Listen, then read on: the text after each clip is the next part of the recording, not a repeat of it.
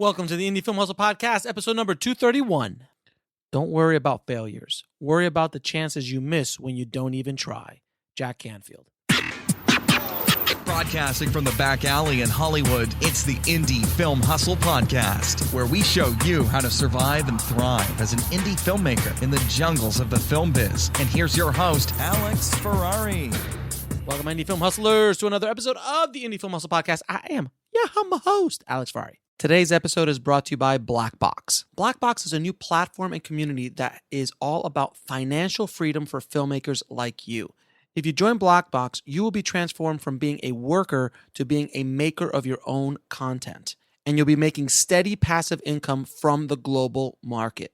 Blackbox currently allows you to upload your stock footage once, get it to many global agencies, and then allows you to share that passive income stream with your collaborators. Whether you want to submit old footage that's been sitting around in your hard drives or create brand new content, Blackbox is for you. It's really quite revolutionary. With Blackbox, filmmakers can concentrate on making great content while Blackbox takes care of all the business BS. Just visit www.blackbox.global to find out more. Today's show is also sponsored by Studio Unknown. Studio Unknown is a crack team of audio post professionals known for quality sound on any indie budget. Whether you need a lush surround sound mix or a quick festival submission pass, Studio Unknown can help you with all of your post sound needs, from sound design and mix to Foley, ADR, and even a custom score.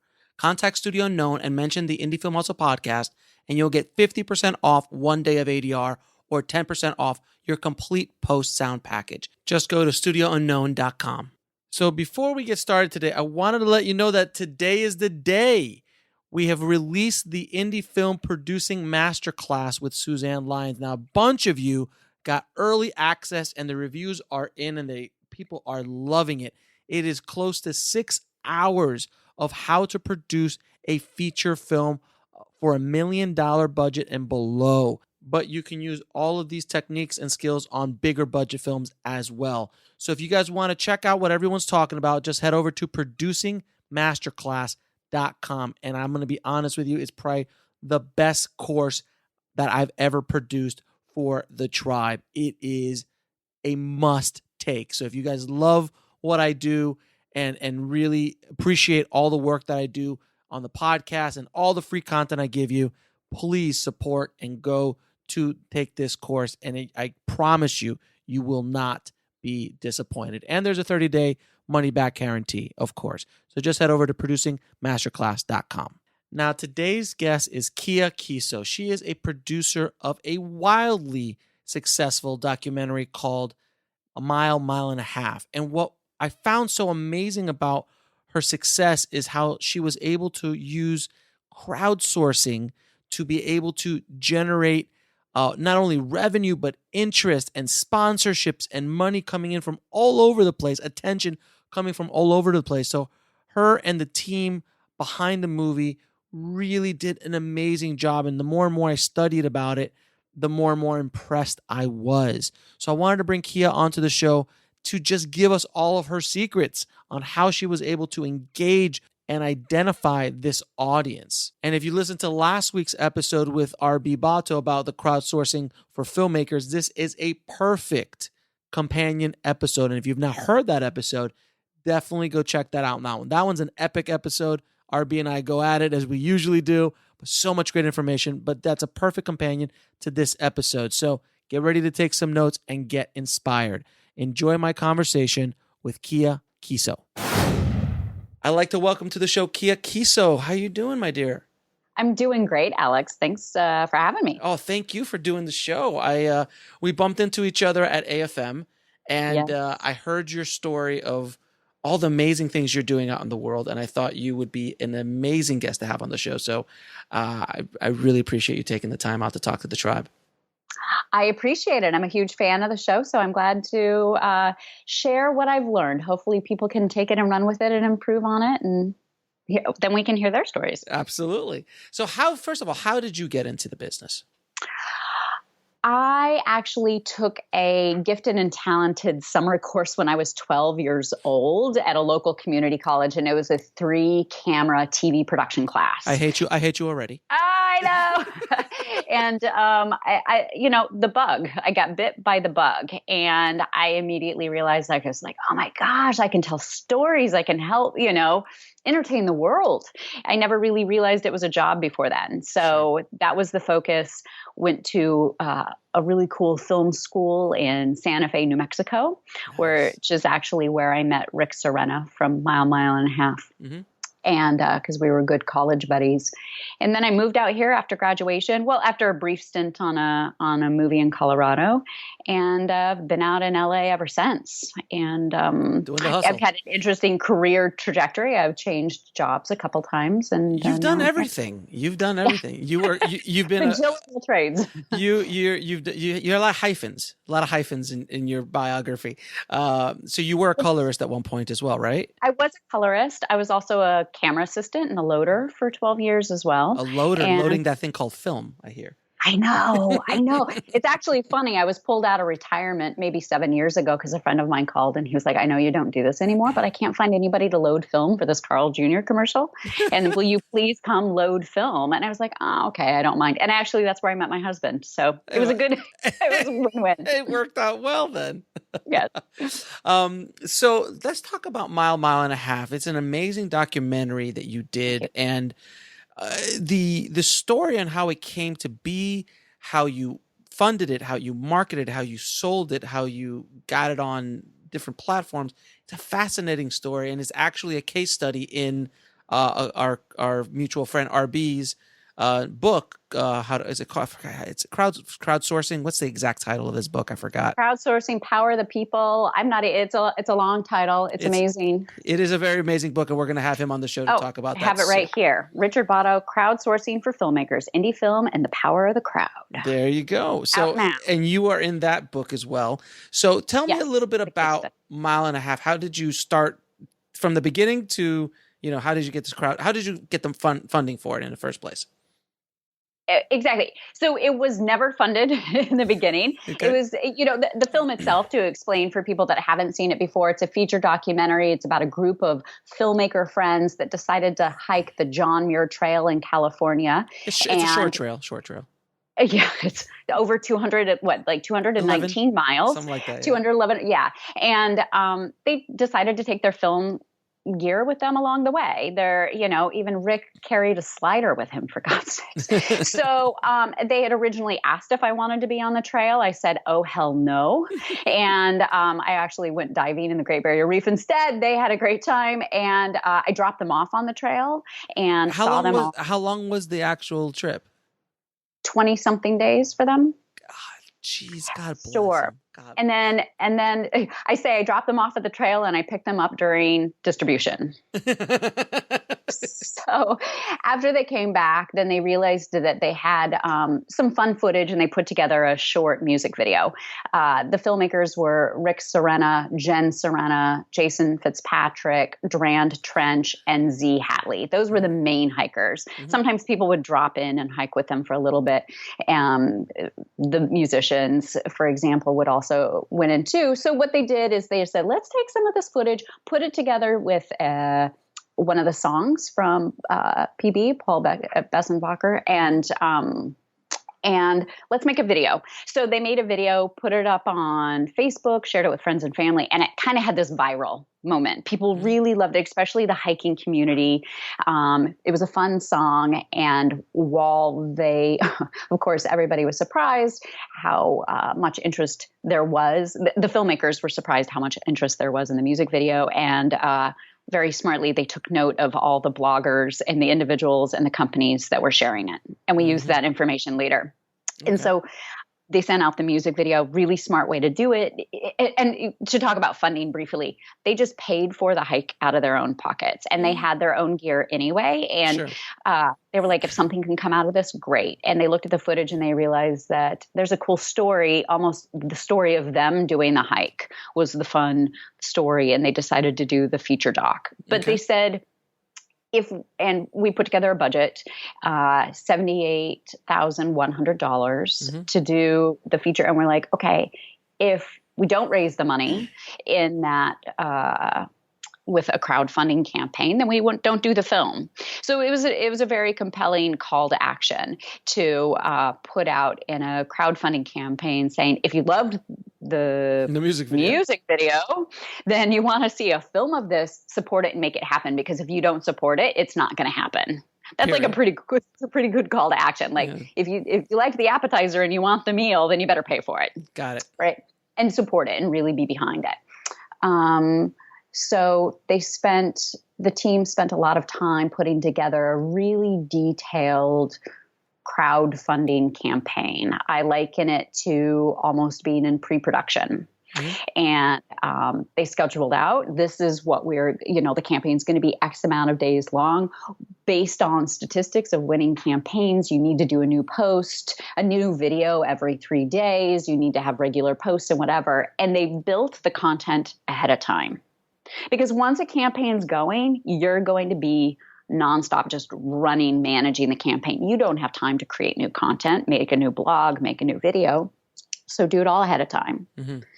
And they divided up all the tasks amongst them. It's easy to do if you have a team. Sure. It's hard to do if it's just you. Right. So then they launched the campaign, and that's when our crowdsourcing really began. And now, can you define crowdsourcing for everybody listening?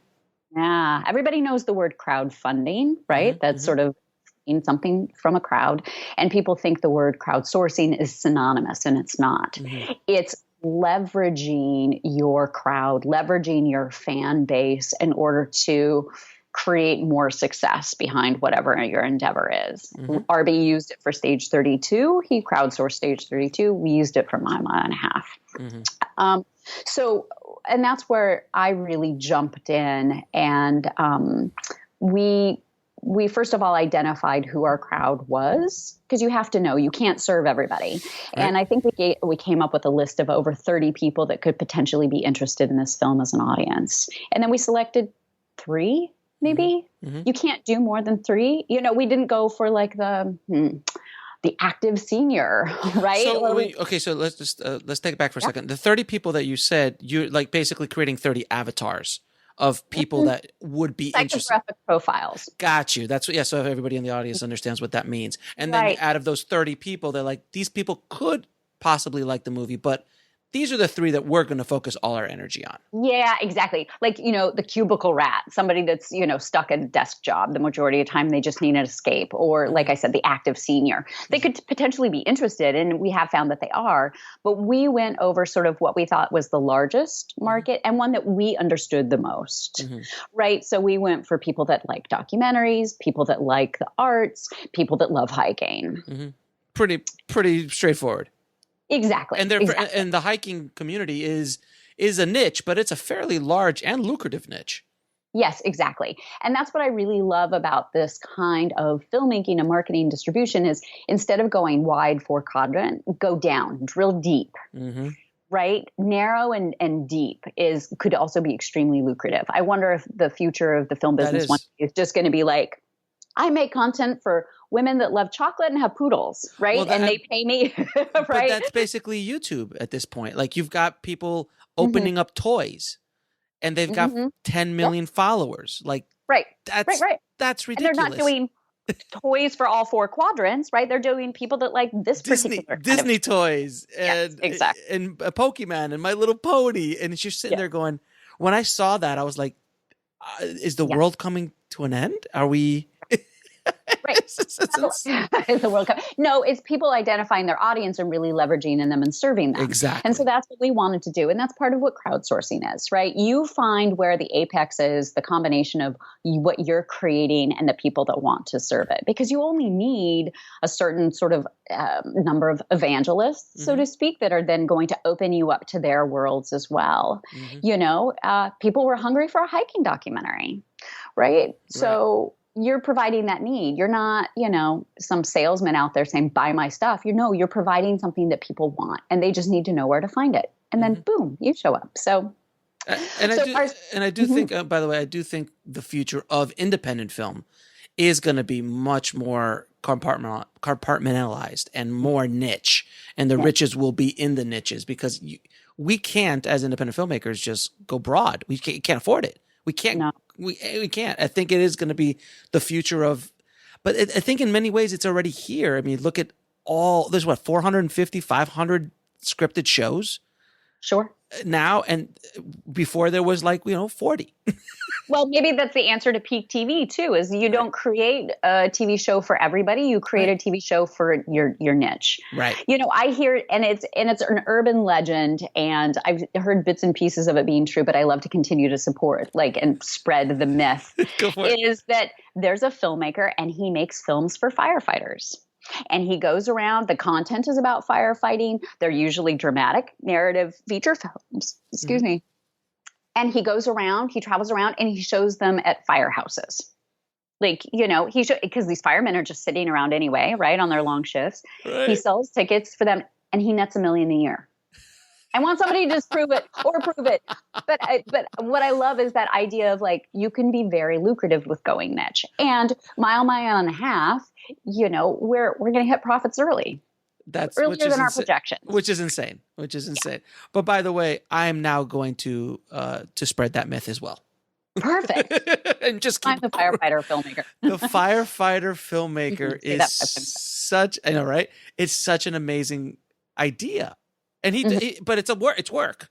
But that's just a full-time job. He just goes. Well, yeah, and we can bet in our myth that this guy loves firefighting. I would imagine. Or he was a firefighter or something like that. Right, exactly. Just like with mile and a half, these are hikers. We love hikers. That's why we picked the psychographic of hikers, is because there are people. We know where they shop. We know what what social media platform they're on. We know how much money they spend. We know what they like. What swag do they like? We understand them, because you have to know all of that. When you come up with, this is my target audience, you have to imagine, who are these people? Where are they shopping? Who do I want to align with? What blogs are they reading?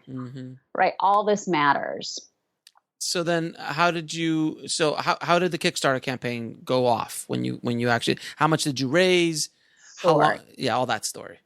Sure. Yeah. So it was a longer campaign. I believe it was 60 days. Wow, because we wanted really to give ourselves a lot of time to go and reach out. And we had created a list. We had an intern come up with a list of the top bloggers for hiking. And then we reached out, created those relationships with those bloggers, and continued to serve that relationship over time. We would give them maybe exclusives. Hey, do you want to have an exclusive interview with one of our hikers? Or do you want some of this content? We've created a special, second version of the trailer, and we are going to only release it with this particular blogger, right? That's so smart. So tried to be super smart, because we were just trying to build the audience, trying to build that. And we ended up raising $85,500. That's awesome. Right. So we definitely got over our goal, and it felt touch and go. And, I could talk just about crowdfunding, and I know that we don't want to focus a lot on there, but, we had a strategy based on, these are the numbers we need to hit on this particular day. And we knew that we needed to show movement. So we had people standing by that said, I want to donate, but I want to donate at the right time. And so we'd say, okay, can you wait till day 15? If there's not movement, then you can jump in there. But then if there was movement, then we'd say, okay, we want to push you to day 20, so we all smart. I'm sorry. It's just so rare to hear smart. Yeah. I'm sorry. It's not, you don't just put it up there and cross your fingers. It's marketing. You've got to think as a filmmaker. You've got to think of, what does my audience want? Another thing that's important too, that I want to mention, is that in our social media campaign, we did what I called, I don't know if the team would call it, deposit withdrawal. So we would do 3 posts that were for the fans, right? What's your favorite meal on the trail? Send us your favorite photo of your last hike. Here's an article about the latest hiking boot that's out there. And then the 4th post would be hey, something about the film, something about the campaign. So our social media feeds felt like they were sponsored by the movie, so to speak, but really we wanted to be sort of the hub of conversation about hiking. So people felt like it was a place to go. They kept wanting to return. And every once in a while I would say, hey, don't forget about the campaign. Okay. Or would say, hey, can you do something? Right? Can you do something? So we started that conversation really early. So the way I was able to snowball getting Mile and a Half on Netflix because of our crowd started really then after the crowdfunding campaign. Really? Because, yes. So, because my goal was to get us distribution, right? To start to get us some money back. And I was able then to say, look, we've raised over our goal and we had 800 backers. We're something for you to pay attention to. So I began sending out the trailer and... We'll be right back after a word from our sponsor. And now back to the show. Just some stats about our fans to potential sales agents and distributors. So we started getting interest in it that way. People are like, yeah, show me the trailer. I would be interested in knowing more. Or I'd simply say, hey, we're still in the editing phase. What would you recommend here? I love to bring in my distributors and my marketers, even in pre-production if I can, because they know what the market wants. Of course. And so we had a distributor say, we see you have something in here just a little bit about a Japanese hiker. Can you make that bigger? Because we'll probably be able to engage an Asian audience then. So we buffed up that role a little bit in the film. So I was able then to take this interest from distributors and reach out to other sales agents and distributors and say, hey, look at the people that are looking at the film. Plus, look at how many fans we have. And look, we now have 4,000 people on Facebook. Are you interested in watching the trailer? Are you interested in coming aboard? So before we even did our premiere, we already had people sniffing around. We had distributors and sales agents sniffing around. And then we had to think of the premiere. I'm just giving you the snowball, right? I'm showing you how the premiere eventually became Netflix and eventually became profits. So then we knew we wanted to do a premiere. We had started a relationship with the American Hiking Society. They were our fiscal sponsor. And also they had like 1 million members. So they were starting to put information about the film in their newsletter. And we knew that we wanted to premiere on June 1st because that's National Hiking Day. And it would also give the American Hiking Society, you know, a fun way to also engage with the film. And, you know, just instead of saying, hey, watch this film, say, hey, on American Hiking Day, National Hiking Day, go on a hike, then watch the movie. And because we knew we wanted to premiere that day and we were going to keep it like a tight-knit screening that wouldn't impact our ability to go to film festivals. We just started looking at where can we four-wall a space to just do our own premiere. And we were looking at Golden Road Brewery here in LA, and because they were a part sponsor as well. But because I had reached out to a couple film festivals in LA, we had submitted there early. I got back to them and I said, look, it was Dances with Films that I really pushed on. Yeah, I know. And they contacted me and they're like, that was brilliant. We really loved it. Will you teach this to other people? So I said, look, we're going to premiere on June 1st. Would love it to do it with you guys. And as a matter of fact, we've had a Kickstarter campaign that we did a year ago. It had been pretty much a year. It took us a year to get through all of the post for the film. And we were continuing to engage with our fan base. So they were eager to see the movie. And I told Dances with the Film, look, we know we have X amount of fans in LA. They're going to come to our premiere. We know we're going to have a full room. We'd love to premiere with you, but we're happy to do a four-wall at the Golden Road Brewery. And they were like, but we don't make decisions until, you know, later on a date. I was like, well, but I need to know now. And so they were able to squeeze things a little bit and let us know that they approved us being in the film festival. I was able to sort of tip their hand in my favor because I already had an audience that I could prove, right? So the minute tickets went on sale, we sold out in 4 days. Our screening. And Dances with Films is like, what's going on? I can't believe it. You were not joking. I was like, no, I wasn't joking because our poor fans, they were so eager to see the film. And so they added a second screening. I said, can we add a second theater at the exact same time so audiences are watching simultaneously and we can bring more people? Because I know a lot of people didn't get tickets. They agreed. So now all of a sudden we have a venue and we have a film festival. So we have some laurels. we had the screening at the film festival. Of course, because our audience was so big, guess what? We got the audience award. Of course. And also, as a side note, people loved the film so much, they were willing to wait for 45 minutes in the lobby to buy the DVDs that we had made. So then we were able to actually generate that into some income and swag, right? We had buffs, we had T-shirts, we had stickers and stuff like that. Merch. But at the award show where we got the audience award, guess who's in the audience? Gravitas. Of course. The VP of acquisitions was there. Hey, I loved a film. Oh my God, you just got this award. I'm like, yeah, all of our fans are going to be so excited. We have so many fans. I laid it on thick. And they were like, we want to see the movie. Of course you did. So they sent the movie, and guess what? They sent over a proposal. They wanted to work with us. So you got distribution through them? We did. And I did my due diligence. I asked around. I talked to other filmmakers who'd worked with them too. And I heard that they weren't like the sweaty guy with the gold chains that was going to hit it hard and be like, hey, baby, I love you. Yeah, and the minute exactly. they're like gone. So so not Harvey Weinstein. Got it. Not Harvey Weinstein. Oh my God. Yeah, him and his lot. So then we were able to get distribution. And then because I was able to they wanted domestic VOD. And then I was able to use that as leverage to then get international VOD with somebody else. Mm-hmm. And who did you go with international VOD with? We had a sales agent. Oh my God, of course, her name just totally blank. She's going to kill me. But you had a sales agent. Film Option. Okay.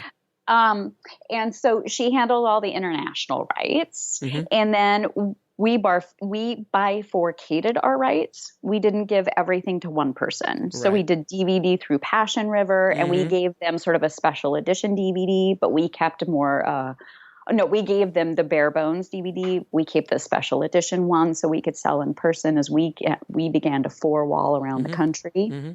And as we began to do our theatrical on demand through Tug. Okay, so let's take it back for a little bit because there's a lot of stuff going on. So you had your Dances with Films premiere. You're selling T-shirts and DVDs in the lobby. Yes. After that, you got a distribution deal through Gravitas. So you did not do any self-distribution at all. We did. We fought hard to keep the right to sell the film from our website. Which is fine. So that's and that was a hard to do, and I don't know if they would do it anymore. So we used VHX to put it on our website. How was your VHX experience? I love them. I also use them for Inspired to Ride, and they're gems. They actually were able to rewrite some code for us, so it was able to do what we needed it to do. So with VHX is what I found is they're a great platform. I've been talking about them since I started the podcast. The problem with VHX I find is that if you don't have an audience, it's useless because they don't have a web. No one's going to find you on VHX unless you drive the traffic to them. Is that a fair statement? Quite honestly, and I'm going to be a hard ass about it, it's your job to drive audience to your. It's like you build your business and you put it out near Lancaster. Mm-hmm. Like, okay, you might have a great business, but nobody's going to know it's there. Mm-hmm. You have to let people know they have to drive out to Lancaster to see to come buy something there. Right. Nobody is going to drive traffic, even if it's on Gravitas, even if it's on Netflix, even if it's in the movie theater down the road. Nobody's going to care driving traffic to you. And we can talk about that when I talk about the release on iTunes and how I was able to leverage the audience to be on iTunes. Gravitas was so surprised that we actually had as big of a launch as we did. They didn't bring anything to the table. No. So I think filmmakers should just be super clear. Nobody's doing anything for you. So then again, I'm going to ask you, and I'm going to be the devil's advocate here. Why go with a Gravitas when you could have easily self-distributed again on those platforms yourself? Like a distributor or something like that? Well, like a distributor, or go through it yourself, because you have the audience. So basically you could have made more money because you're driving all the traffic to these platforms. So unless they're not really bringing anything to the table, what was the benefit of using a traditional distributor? What I'm saying is you should have the mindset that you're supposed to do everything you're supposed to do. Sure. The reason we went with Gravitas is because they have a good relationship with iTunes and Netflix, and they will make calls on your behalf. Mhm. So we would, as we continued to get awards or have some great successes, we would call up our rep at Gravitas. We always answered on the second ring. I love it. And we would say, look, we've had this wonderful thing happen. And they would call iTunes. They would say, hey, this has happened. Can we get a better placement? Can we get into the cover flow? Can we, it's the New Year's. Can we maybe do a New Year's resolution package and have mile and a half be in that? And they were also willing to give us, some diagnostics and some, sort of dashboard stuff. That you wouldn't get anywhere else. Yeah. I mean, I don't know where things are. Things change every day, but at that time, no. So then they basically had a little bit more inside help than you would get with just putting it on the platform. Yes, I felt so. Okay. And that's also sometimes, and to be fair, a lot of times with distributors, they'll do that with certain films that they feel that they're going to be able to make more money with, and they won't do that for all films because they can't. They can't call iTunes with 20 films, go, okay, today's film, I need you to do this. So they are kind of picky and choosy. So it is kind of almost, they have to feel that they're going to be able to get a good ROI for pulling that favor. Does that make sense? Well, sure, but also it's a relationship, really. It's sure. I am building a relationship. I'm keeping in touch. How are things going? Just saw you released a latest film. I really loved it. I just saw it on Netflix. It was really amazing. By the way, this is what we're up to. How are things going? It's a relationship. I get them invested, right? You have to have a huge why. Why is this important? And I share that why with everybody. Mm-hmm. This is a really great movie. It's serving a community that's hungry for hiking documentaries. Look, they're out there because we're proving we have thousands and thousands of fans, so got them excited. So can you talk a little bit about sponsors? You said you had a couple sponsors. How did you reach out to those sponsors and how did you leverage that audience again? Once again, sponsors wasn't totally my world. That was much more on Rick and Jen and those guys. But I think, Golden Road, they must have seen the doc. I can't really answer that. What I can say is, sure. So when we released the video for Kickstarter, the Kickstarter campaign, I think somebody knew. It was her first day at REI, and she was doing social media, and I think she put it on the REI Facebook page. She said, if we can get 5,000 likes in 24 hours, we'll donate $5,000 to this campaign. I don't think she ever thought she'd reach the goal. Well, they got 5,000 likes in 6 hours. So all of a sudden, REI's on board. Then later on, they let us have some sort of screenings, and we'd have the band play at local REI locations here in LA, where we would show the trailer, and then we would ask for money and support. Usually we would do it in their parking lot or something, or by the front door. It was fun. So what I'm hearing, again, a lot of it, and I want to reiterate this to the audience, is that you're building relationships through the entire process. Yes. Every day, every week, you're reaching out to people, and not just reaching out and asking for something. You're building. You're giving something. You're giving. You're giving. And, even to think of bloggers, right? They need content, right? You're the podcaster. You're like, I got to feed the hungry monster. I got to feed the beast. Yes, exactly. So we're providing them hey, we'll write an article for you. If you want to write a blog for us, we'll put it on ours, vice versa. Here's an exclusive for you. Or Gravitas, they need good films, and they need good films that's easy for them to sell. So I just show them it's going to be easy for you to sell this. Or REI, they always, need to be part of something. So how about us? It's just you make yourself a shiny object. Exactly. And that's how the snowball continued to go. Is I wanted to get to the point where I wanted to make ourselves so attractive that people would not say no. There would be no reason for anybody to say no to get behind it, right? Because I could say, look, first of all, the film's beautiful. The film is fun. Also, we have a huge audience. Plus, we have all this we have this press kit. Anything you possibly need, it's right here for you. We made it as easy as possible for people to get on board. So, yeah. You got sponsors, you're building out relationships, and then you said you did a theatrical run, your own theatrical kind of tour. How did you do that?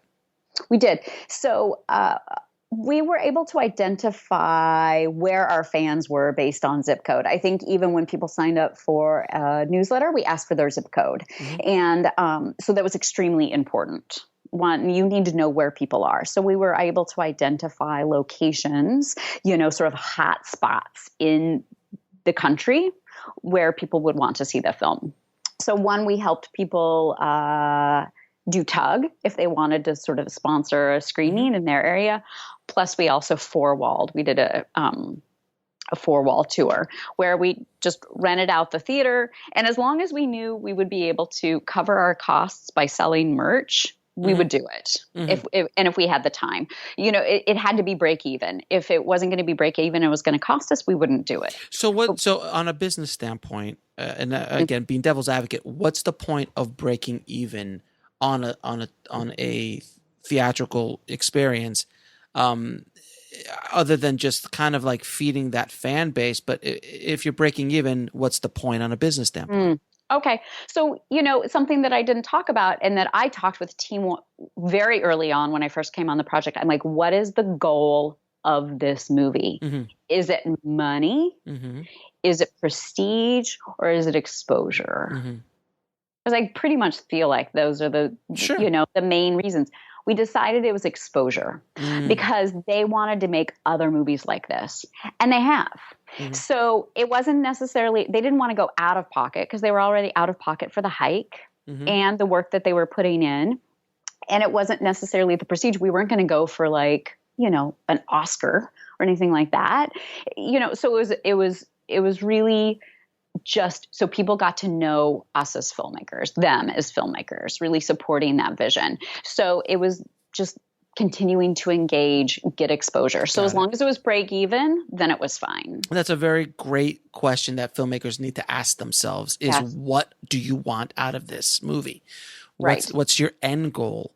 And that's a question that they don't ask because if you know that answer, you can plot and market and set up and blueprint your way to that goal as opposed to just I'm just going to put it out. Well, and also we would find that once we would go to a town or a city and do a screening, then people would buy DVDs for their friends, or then they would go on the website and they would get it again there, or they would be on iTunes, whatever. And the theatrical too, I'd love to get to the point where I want to share the iTunes. Yeah, that was my next question. Was iTunes? How did you leverage you and iTunes? We're in there. We're there. We're connected. So then at a certain point, Gravitas said, "Here's your release date for iTunes." Right, the subscription VOD is always first. Right, it's the people that pay per viewing versus a Netflix, which is and not the subscription. I'm calling it transactional. Yeah, TVOD. Transactional. And so that was first, and they said, "Here's your date. You always are on," well, at that time, I haven't looked at it recently, but at that time, you got to be on iTunes in a pre-sale mode for several weeks before you went into sale mode. Yeah, it's still the same. Sure. Okay. So once we knew we were on the platform, we asked everybody, this is when we really snowballed it. We asked everybody that had ever come to a screening, bought a DVD, liked the music video, donated to the campaign, go on iTunes, and we're not telling you what to say, but will you just give us a star rating and a review? So by the time the movie launched, we had over 100 5-star reviews from the gate. Right. So the minute it went live, we immediately shot up to, I think our high water mark was number 4. But you had a lot of pre-sales as well? I'm sure there were some pre-sales there as well, but it's not sales that shoots you up the ranking. It's the reviews. It's the star reviews. At that time it was. Okay. So from day one, it's people's love of the film that made it more popular. Got it. Makes sense? And Gravitas called me up immediately. They're like, "You've got to tell us what you did. Prestigious marketing and PR firm you've hired to do this campaign because it's brilliant." And I laughed. I'm like, "It's just us." There's 5 of us. There's 6 of us doing this. Like, we just leveraged our fan base, and they couldn't get their head around it. Like, No, I don't think traditional distributors don't. They just don't understand it. No. So then, of course, they were very excited to get us on Netflix, right? And they were very excited to, and, they called up Netflix. Look at how great this film is doing. Make sure you definitely give us, really good placement when it goes live there. And, and what we had to do too, as filmmakers for our fans, we're like, look, there's many places you can get this film. If you get it on our website, great, that helps us. But we also want to offer it on iTunes as well for you too. Okay. So we tried to give people access to the film in whatever way worked for them. And then also you have other revenue streams that you created from the film, like merch and other areas. So it's not just one revenue stream, like I'm just going to do this. You've really branched out to a bunch of different things coming in for the film. Exactly. So merch, of course, from our distribution through Gravitas, Film Option. We'll be right back after a word from our sponsor. And now back to the show. Passion River, who we used for DVD. We got a little bit from them, sort of the bricks and mortars and the educational content. How much did you do? Was it worth doing the DVD sales? The brick and mortar with them? Yeah, it's just a general DVD sales. As far as in the pie of all the revenue coming in, I'm not asking specifics, but just like, was it worth it? For us to sell our DVDs, yes. Okay. Yes. To sign with a distributor, there are people that are still going out there to the bricks and mortar places and getting DVDs. You'd be surprised. There still are sales. But it's hard to find a DVD distributor that's willing to do DVD only. They want all rights. Everybody's so eager about all rights. Right. And I get it, because they want to minimize their risk. Of course. And but yet not everybody's good at everything. Right. So you can't do that. As a filmmaker, no. I'm not going to put all my eggs in one basket. Unless there's a nice big fat check up front. Yeah. But then you know what? They might just put it on a shelf and do nothing. And you don't have any control over that. Right. So there's a lot of pluses and minuses.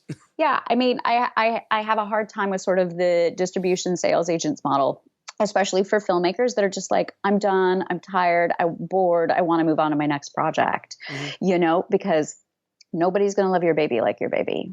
And nobody's going to be able to speak to your audience the way you can, and while they might have good intentions, it's never going to match up to what your vision is. That's why you have to stay engaged. Filmmaking is all the way through distribution. I wish they would teach that in film schools. I wish they wouldn't just stop at post-production. The marketing, the social media, the crowdfunding, the crowdsourcing, everything, all of it, self-distribution, Facebook, social media, all of that is as important as the lenses that you're using. And you've got to be thinking about all that day one in pre-production. You really do. Yeah. Absolutely. Yeah. Yeah. And I think some filmmakers, they're just in it for the art, right? Or they don't know, or they feel like selling's kind of dirty. Well, the thing is, if you're in for it for the art, then go make your $500 movies, or make $1,000 movies, or make a movie that you can personally afford for the paintbrushes to make your painting. But when you're playing with $50,000, $100,000, $200,000, that's an expensive paintbrush. And you have you have some responsibilities to recoup that money, unless you're independently wealthy and you can do that. Of course. Which we've met these people. Well, but even then you're doing a disservice, because you're not working your damnedest to try and get it out to the people that would love to know about it. Right. Exactly. Like, you're expecting people to drive to Lancaster and just stumble across something that they love. And especially when it's not 1985 anymore. So it's so much content and so many options out there. I mean, I remember working in a video store in high school, and I literally watched everything that came out, because every week there was like 3 to 5 movies that would come out every week. That was it. And I would just watch those. Are you kidding me? How many are coming out daily? Not enough time. And I watched all the TV shows, and it's like, and that you just can't keep up now. No, I heard Hugh Laurie's TV show on Hulu just got canceled because nobody knew it was there. I know. I saw some posters for it around LA. I was like, that looks interesting, but I'm like, I just don't have the time. There's just too much other stuff to do and watch. It's absolutely crazy. So can you tell me what the biggest mistake you see documentarians and filmmakers make when they do their first film? From a crowdsourcing perspective? From any perspective. Oh, don't get me on that soapbox. That's what we're here for. From a content perspective is I think we really need to get out of the talking heads model. I think talking head documentaries are just we need to come up with something new. Mm-hmm. I'm getting tired of seeing it. I'm sure I'm not the only one. We just need Al Gore up there with a PowerPoint. We're good. Well, at least give me a PowerPoint. I know, right? At least we have Al Gore, who is easily one of the most charismatic people on the earth. Oh, I know. So, of course, you're always going to have somebody sitting in a chair and talking about something, but we really have to get sort of better about that. And I think, we've hit on a lot of them right now is like you have to think of your game, the end game, at the very beginning. You have to be thinking long term. You have to think of it as a business. What I suggest for most filmmakers to do is do a crowdfunding campaign, even if you don't need the money, for two reasons. Mm-hmm. One, most filmmakers don't do business plans. Mm-hmm. So doing a crowdfunding campaign makes you think of your project in a business plan mode. Mm-hmm. Who is my audience? Where do I find them? What do they want? How can I prove to them I'm serving them what they want? How is my content, the quality that they're looking for, whatever. So a crowdfunding campaign forces filmmakers to think that way. Mm-hmm. And secondly, I think it's great marketing. Mm-hmm. It's really great marketing because you have a call to action, you have a ticking clock, and you have something fun to talk about versus my movie's out now versus my movie's going to be out if you give me $5. Help it get out, right? give me $20. I'll help. Right, exactly. And that's really what we used for Inspired to Ride. I don't know if you want to talk about that at all, but we used crowdfunding in a really unique way.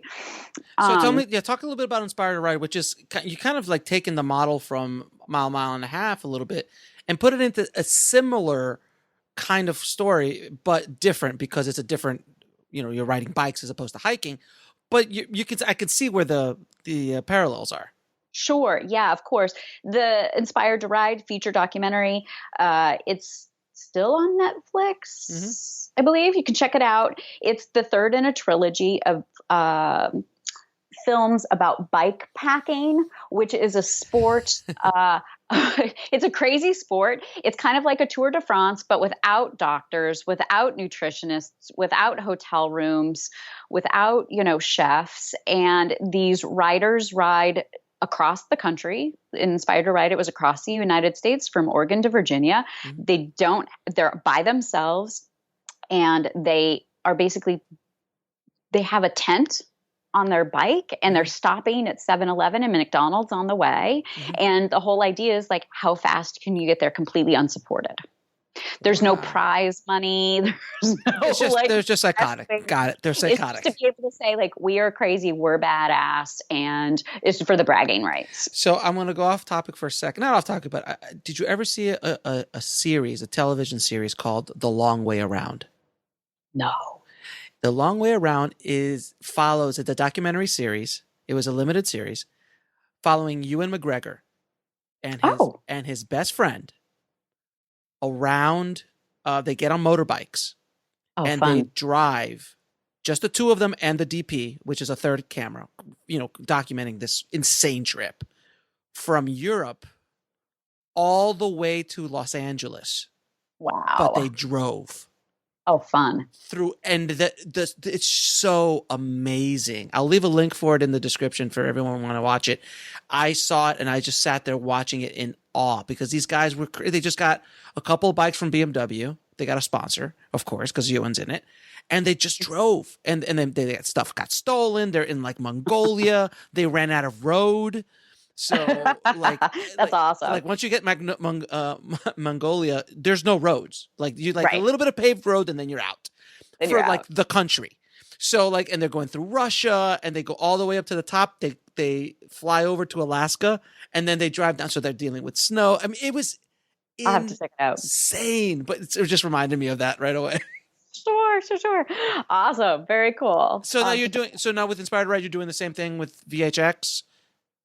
Yes, exactly. So what's interesting is to come up with a game plan for Mile and a Half, I actually copied the prior campaign for Ride the Divide, which is Mike Dion's first movie of this trilogy.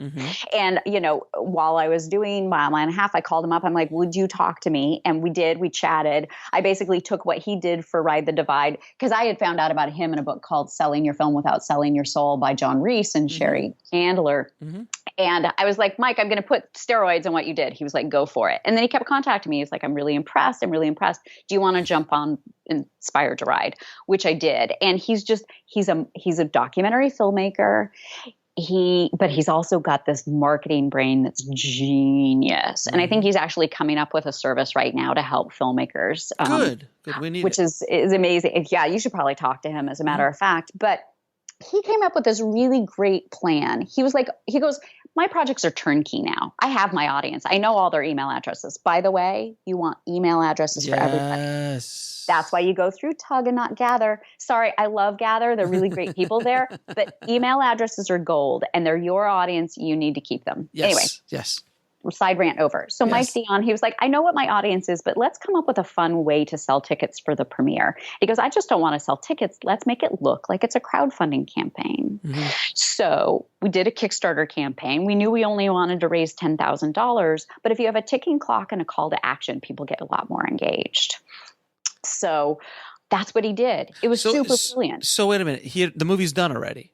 The movie was done. The movie had been finished and it was ready to be released. So then he opened up a Kickstarter campaign to sell the movie. To sell the tickets to the premiere. That's ridiculous. Right? That's ridiculous. I know. That's why I love him. He's like a god. But what made it fun is, it was kind of the call to action was like, we have an idea to do a fun premiere. Wouldn't it be great if it looked like this?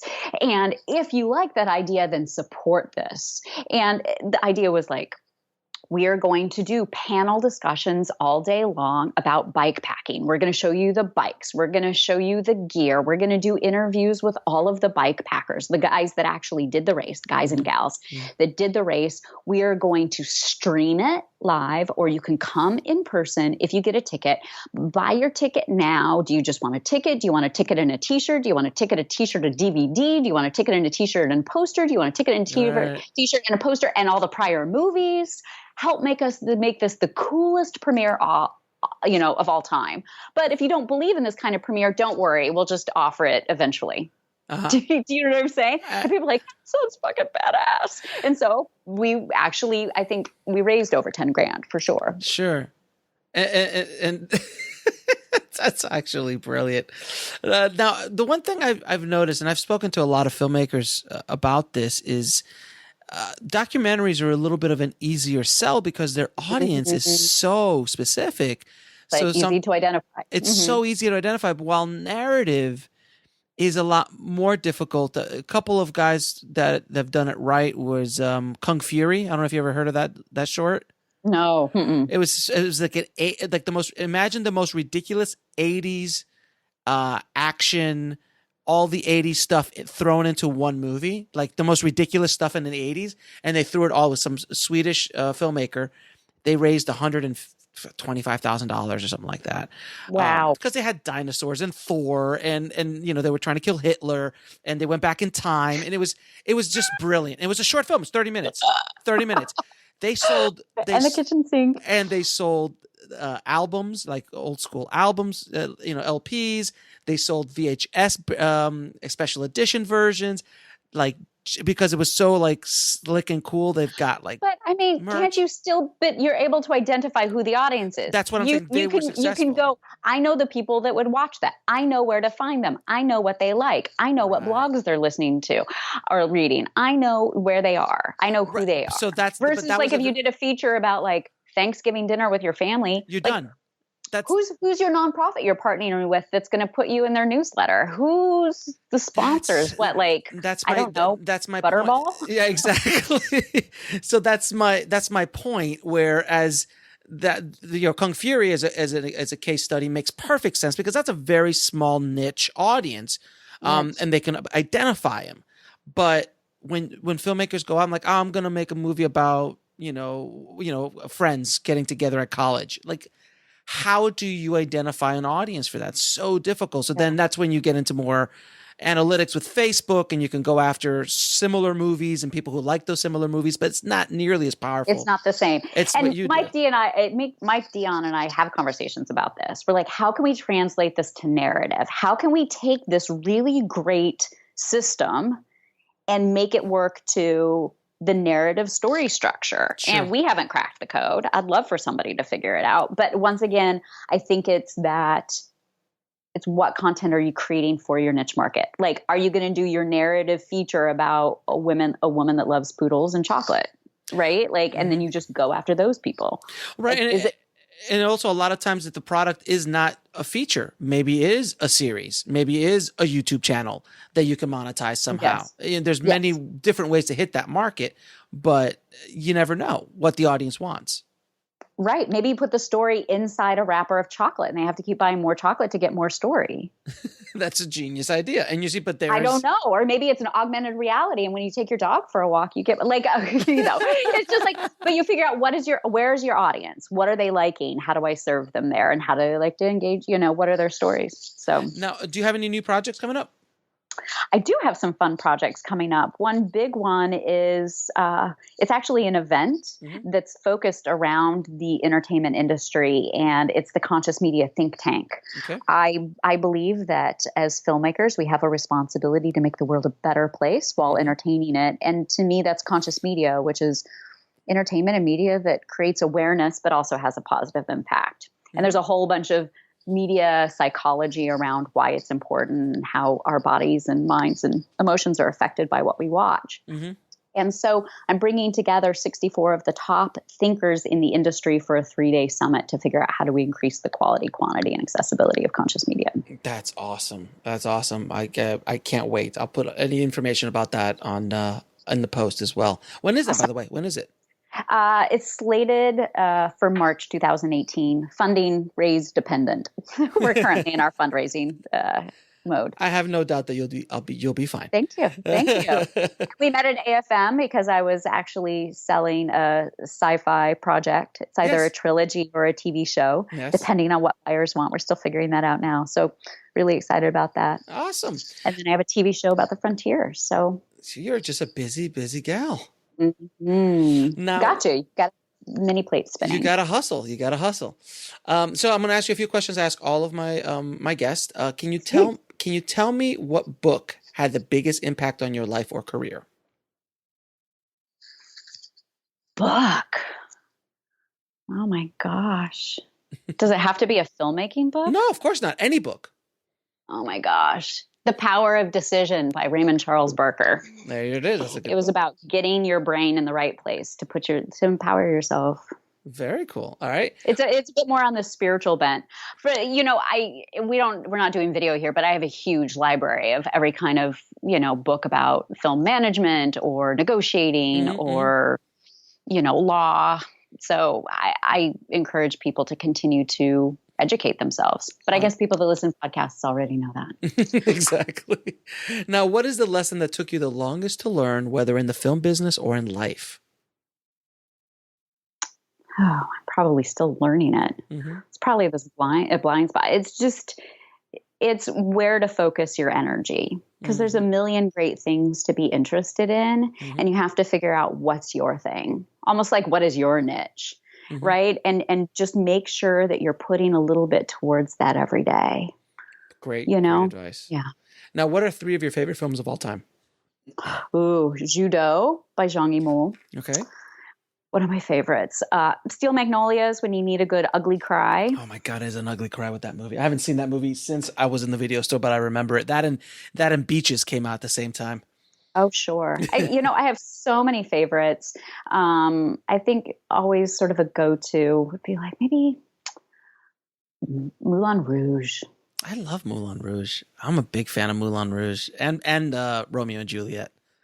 Oh, I meant to say Inspired to Ride, Mile and a Half, and Spiritual Liberations are my favorite movies. Of course. Yeah, I should have said besides your own, obviously. Oh, yeah. Besides your own. And then where can people find you online?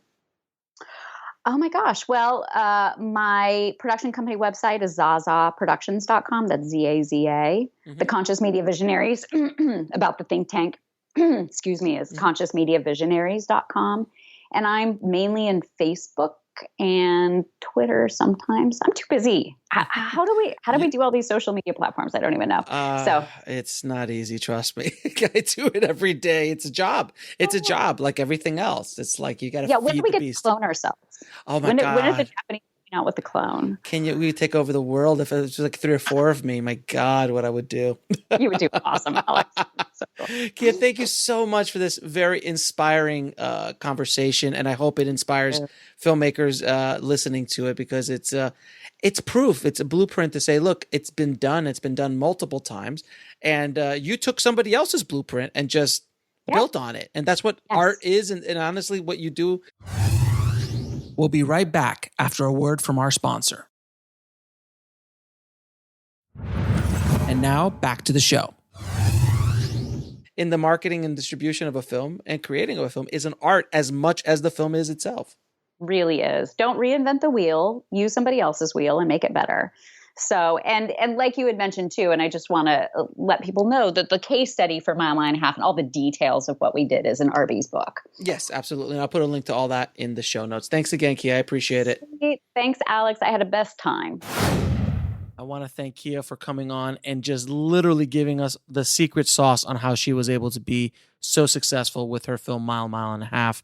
I learned a ton, as I always do by doing these episodes. You know, I do these guys, this show so much for you guys and get the information out for you, but I learn a ton from these episodes interviewing these amazing people that come on the show. So I'm very humbled and blessed that I have that opportunity, and also that I can share all of this knowledge with you guys. If you want to go to the show notes and get all the links to everything we discussed in the episode, head over to indiefilmhustle.com/231.